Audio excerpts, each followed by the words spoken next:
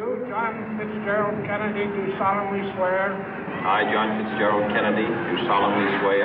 That you will faithfully execute the office of President of the United States. That I will faithfully execute the office of President of the United States. And will, to the best of your ability. And will, to the best of my ability. Preserve, protect, and defend the Constitution of the United States. Preserve, protect, and defend the Constitution of the United States. So help you God. So help me God.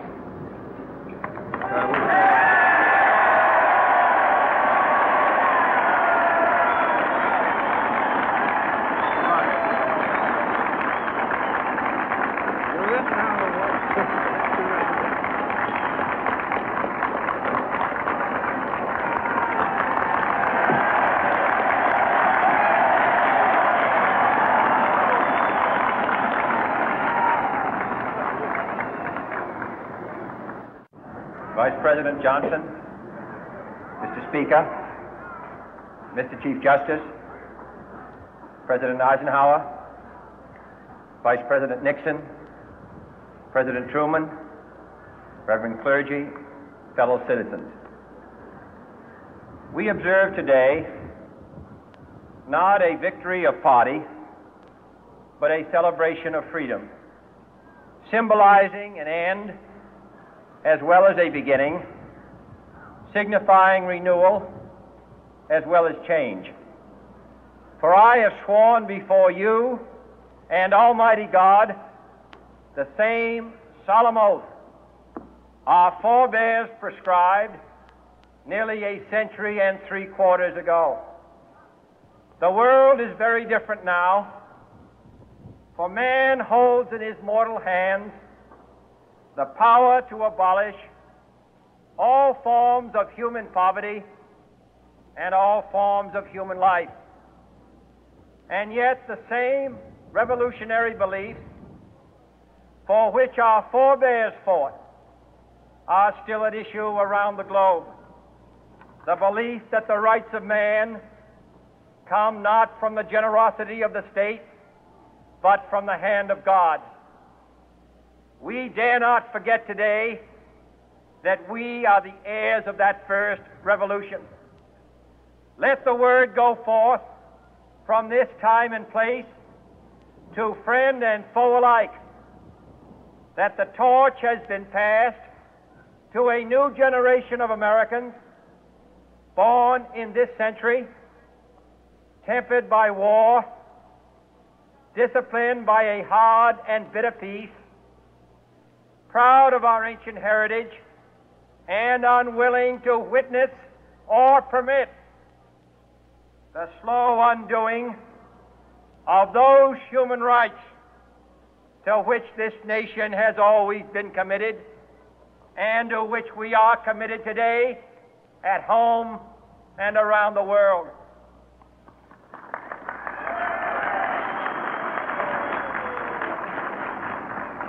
Let every nation know, whether it wishes us well or ill, that we shall pay any price, bear any burden, meet any hardship, support any friend, oppose any foe to assure the survival and the success of liberty.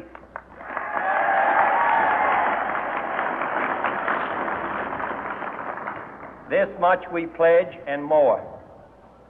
To those old allies whose cultural and spiritual origins we share, we pledge the loyalty of faithful friends. United, there is little we cannot do in a host of cooperative ventures. Divided, there is little we can do, for we dare not meet a powerful challenge at odds and split asunder. To those new states whom we welcome to the ranks of the free, we pledge our word that one form of colonial control shall not have passed away merely to be replaced by a far more iron tyranny.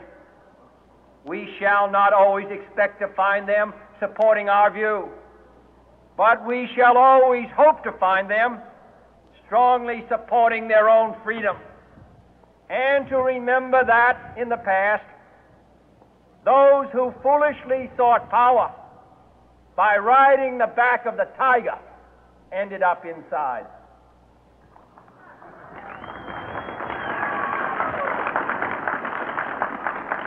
To those people in the huts and villages of half the globe struggling to break the bonds of mass misery, we pledge our best efforts to help them help themselves for whatever period is required, not because the communists may be doing it, not because we seek their votes, but because it is right. If a free society cannot help the many who are poor, it cannot save the few who are rich.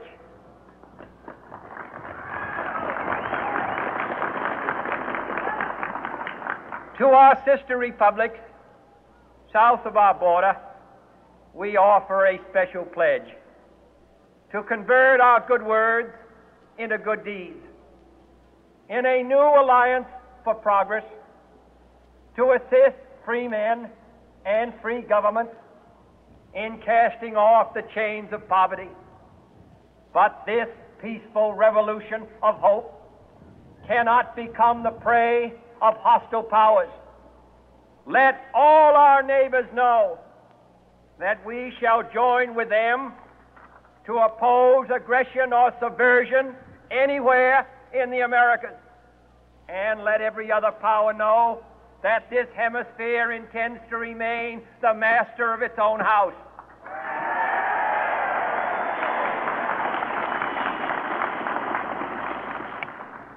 To that World Assembly of Sovereign States, the United Nations, our last best hope, in an age where the instruments of war have far outpaced the instruments of peace, we renew our pledge of support to prevent it from becoming merely a forum for invective, to strengthen its shield of the new and the weak, and to enlarge the area in which its writ may run. Finally, to those nations who would make themselves our adversary, we offer not a pledge, but a request that both sides begin anew the quest for peace. Before the dark powers of destruction, unleashed by science, engulf all humanity in planned or accidental self-destruction, we dare not tempt them with weakness, for only when our arms are sufficient beyond doubt can we be certain beyond doubt that they will never be employed.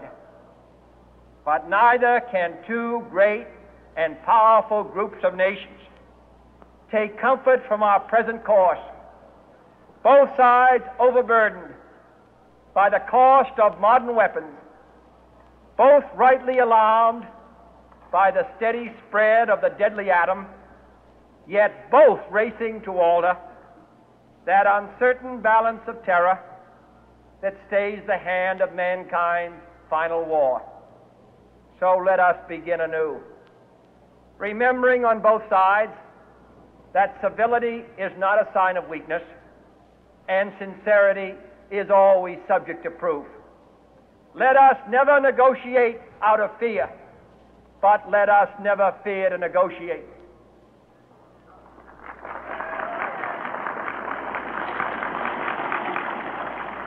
Let both sides explore what problems unite us, instead of belaboring those problems which divide us. Let both sides, for the first time, formulate serious and precise proposals for the inspection and control of arms, and bring the absolute power to destroy other nations under the absolute control of all nations.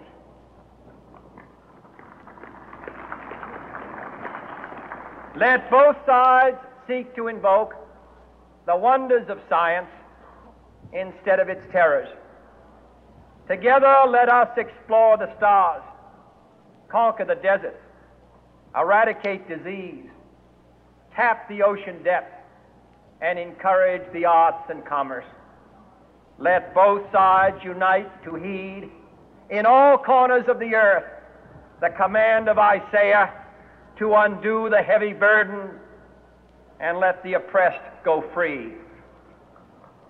And if a beachhead of cooperation may push back the jungle of suspicion, let both sides join in creating a new endeavor, not a new balance of power, but a new world of law, where the strong are just and the weak secure and the peace preserved.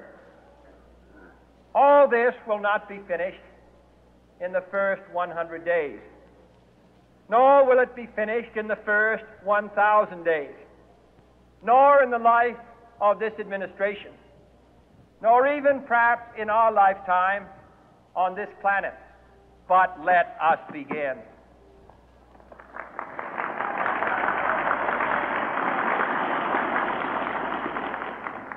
In your hands, my fellow citizens, more than mine, will rest the final success or failure of our course. Since this country was founded, each generation of Americans has been summoned to give testimony to its national loyalty. The graves of young Americans who answered the call to service surround the globe. Now the trumpet summons us again, not as a call to bear arms, though arms we need, not as a call to battle, though in battle we are, but a call to bear the burden of a long twilight struggle, year in and year out, rejoicing in hope, patient in tribulation, a struggle against the common enemies of man, tyranny, poverty, disease, and war itself. Can we forge against these enemies a grand and global alliance, north and south, east and west, that can assure a more fruitful life for all mankind? Will you join in that historic effort?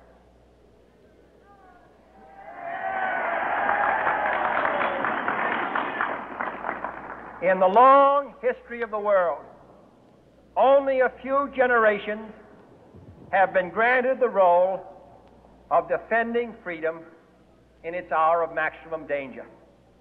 I do not shrink from this responsibility. I welcome it.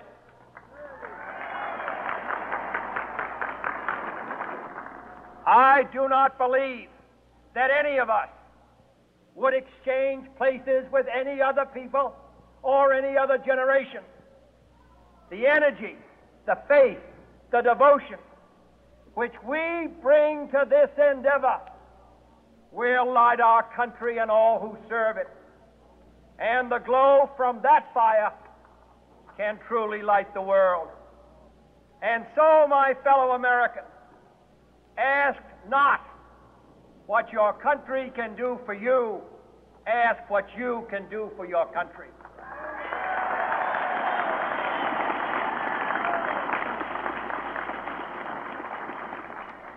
My fellow citizens of the world, ask not what America will do for you, but what together we can do for the freedom of man.